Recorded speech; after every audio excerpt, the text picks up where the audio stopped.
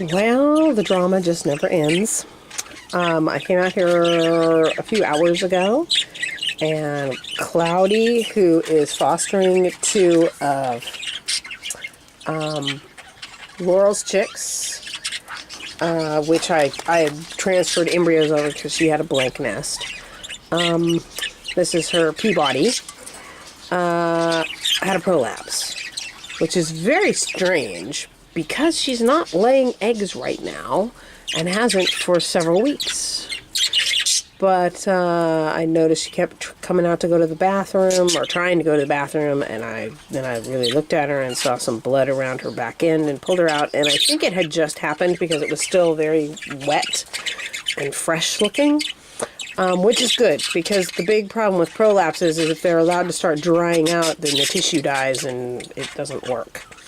But I have a friend that came over, and she showed me how to use a Q-tip and some KY jelly to push the prolapse back in again. And I think I caught it pretty quick because, like I said, it was very fresh looking when I first saw it.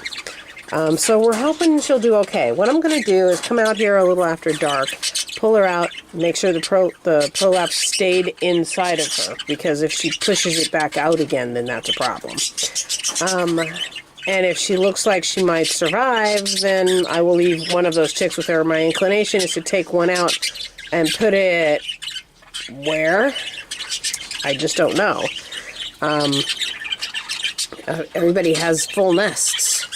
I could put it back with its mother, who's not doing great, but her chick is doing wonderful. But either way, if either one of these hens dies, watch me pull it from her nest. She lives through the night, she dies, and I lose two babies. So, I mean, it doesn't make a lot of sense to do much of anything. I can't really, there's no place to put them without overburdening someone else. So I think we might have to just take our chances. I do have a friend that said she might be able to take one of them and drop it on one of her birds' nests. So we'll just have to wait and see.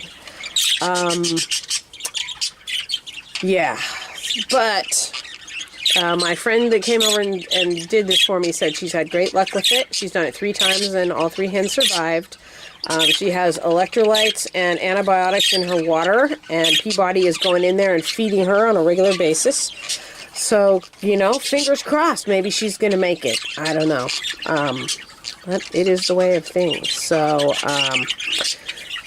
Miss Razzle and Remington hatched out their 4th chick today, which means that chick number 1 is supposed to get transferred over here. Only chick number 1 is looking a little splaidish to me. So I ramped up their calcium, and tomorrow these guys will get the full dose of calcium. So I'll probably just give them a full dose of calcium and drop it in here tonight. And hopefully 2 days of hard calcium will get it back on track. It's not splayed yet. It's, you know, seems to be kind of wanting to put it back together again. So I think, you know, what I do is once they get to a certain size, I give them calcium Monday, Wednesday, and Friday. And so tomorrow's the day that this cage would be getting calcium anyway. And he got calcium today over here. So hopefully that'll help knock him back into shape. I banded some more chicks today. They're, Azul and Storm's baby number 2 has a band now. Laurel's one giant chick has a band now. The chick in here with the biggest feet, I would say both of these chicks are about the same size, but one of them has clearly bigger feet than the other one. So I banded the one with the bigger feet. I'm not really sure whether it's Coco and Kobe's chick, or whether it's the first foster that I put in there, which would be Laurel's second oldest chick. I'll have to wait until some feathers come in, because of course Kobe and Coco are white based, so their chick will be white based, and the one from these two will be yellow based. So I'll have to wait and see which one happens. So yeah, I'm hoping to band it tomorrow. I also banded Jester and Sky's first baby. And I wanted to band this one, but his feet are a little curly, just doesn't look quite right, like things are getting ready to go south, so I didn't band him. So maybe, yeah, maybe I will wait until tomorrow so I can band, because one of their fosters is Scruffy and Laurel, so that will be a regular green bird. And there is some small possibility that a chick from Razzle and Remington could come out regular green. That would be about a 1 in 4 chance. So that would be a disaster. The other one that's going to be confusing is I fostered Razzle and, Storm and Aquinas' youngest chick, and Sky and Jester's youngest chick in here. They're both white-based birds. And there is some possibility that they could both throw a sky blue spangle or a sky blue normal. They both have other things going on. From one family, they can get double factor spangle, they can get yellow face genes, and they can get cobalt or single dark factor genes. And from the other family, they're only going to be sky blue, but they can also, about half of them are going to pick up a pied gene. So there's a lot of other genes in there that could keep that from happening, but there is the possibility I'd say about a 12% chance that both of those chicks could come out looking the same, in which case it's not going to be easy to tell who's who. I've seen what their chicks look like respectively, so I would probably be able to tell as they got a little older just by their body shape and that sort of thing.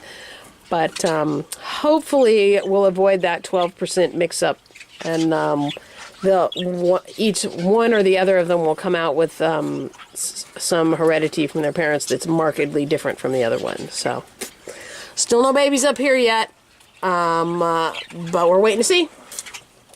And she has that 4th egg in there that is Coco and Kobe's last one, but that one is not due to hatch until Wednesday, so about 3 or 4 more days. And actually hers isn't due to hatch until Thursday at the earliest. So we got a little wait time going here. That youngest chick in here is so tiny. So I do have to get the oldest one out of here. Everybody else with their 3 chicks, let's see, these 2 have 2 more embryos to hatch out. Oh, there she is. She's out. I wonder if we can see if she's, if she kept that in or not. Let me see. Can we see anything? Uh-oh, I think it looks like it popped out again. I gotta catch her and see. Okay, I better get off and take a look at her. Okay, bye-bye.